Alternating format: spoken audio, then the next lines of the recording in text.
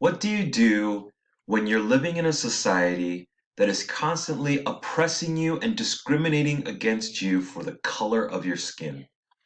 Do you fight back in violence? Do you protest in the streets? Or do you just disobey in a civil manner? Well, for Festus Claudius or Claude McKay, he decided to use his voice through the written works that he produced. And in doing so, he was able to spark a movement that called out an oppressive and systemically racist society that was America towards Black people during the early 1900s. This is Claude McKay's story. He was born in 1889 in Sunnyvale, Jamaica, where he spent the majority of his life. He was a son to peasant farmers and lived in perpetual poverty, which later was a source of inspiration for many of his stories. At an early age, he studied many works of British masters and European philosophers and began his love of British literature. He was taught by his brother, who was a school teacher, as well as another man who took a vested interest in him named Walter Jekyll. He encouraged him, Jekyll did, to write his verse in poems in his Jamaican dialect, thus beginning his profound desire to expand his voice in poetry and other works of literature. In Jamaica, he spent his early years in Sunnyvale, and then he decided to move to Brownstown and later Kingston and began working in those cities. During that time, he experienced and encountered so much racism, which influenced the themes that he decided to write about. As a result, he returned to his home in Sunnyvale and began to focus solely on writing poetry. Then he wrote a collection of works of poems that was published, and in 1912, he received an award and a stipend to study in America and expand his literary mind.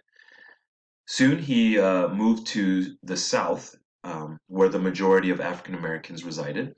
He studied in South Carolina, or he first landed in South Carolina, moved to Alabama, and ultimately studied in Kansas. However, in 1914, with the rest of the African Americans that were moving, he decided to go to New York to expand his literary mind. During that time, however, he realized that the racism he experienced in Jamaica was not just solely in Jamaica, and he experienced that racism even in America, the land of promise and hope. Some of his influential works are the Songs of Jamaica, which was the collection of poems that helped him get the stipend and move to America. In this work, he celebrated almost the portrait of peasant impoverished life, which was a stark contrast to another work he published in a similar time called Consta Ballads, which showed the opposite side of poverty and the life of a black man. And these collection of poems had a bleaker perspective of life of black Jamaicans. Also, he published another set of poems in Harlem Shadows, where we read If We Must Die and other acclaimed poems. We will talk a little bit more about If We Must Die and the inspiration and the influence it had on the Harlem Renaissance in just a moment.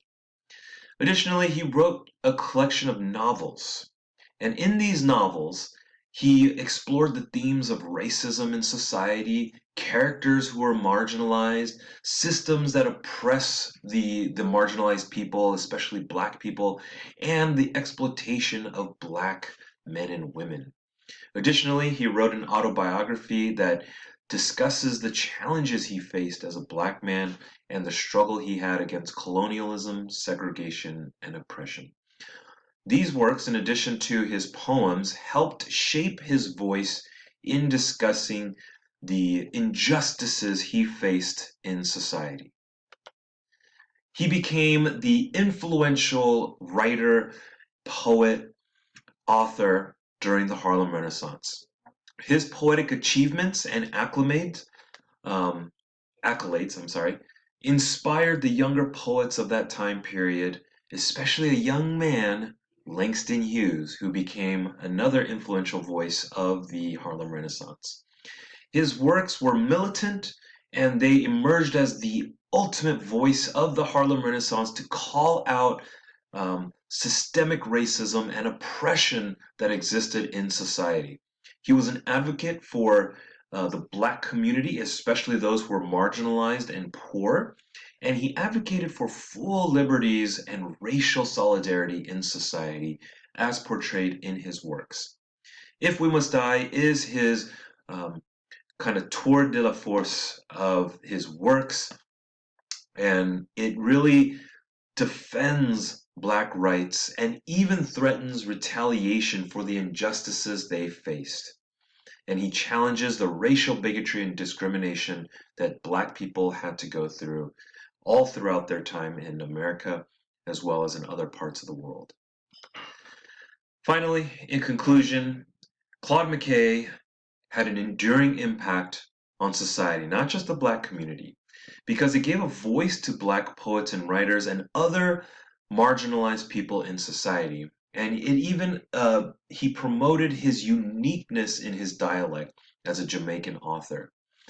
And he really set the stage for those who've been marginalized to fight back and challenge a system that is racist and discriminates against those who do not need to be discriminated against. And he also showed that the arts, especially through the written word, can create a lasting impact on society. As a result, we have so many people who write against injustice that we see in society today and call out any type of systemic discrimination in our society.